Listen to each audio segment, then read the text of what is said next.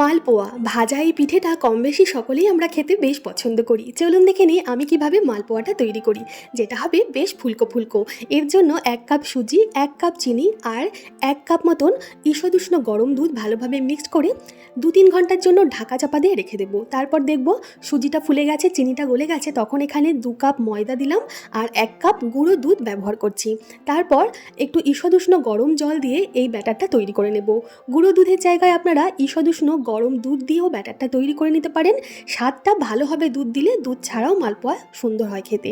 এরপর এর মধ্যে অ্যাড করব আমি নারকেল কোড়া পরিমাণ মতন, মোটামুটি 1 কাপ মতো নারকেল কোড়া দিলাম আর 2 চামচ মতো মৌরি দিয়ে ভালোভাবে ব্যাটারটা মিক্স করে আরও 15-20 মিনিট রেখে দিলে খুব ভালো হয়। এতে মালপোয়াটা খুব ভালো ফুলবে।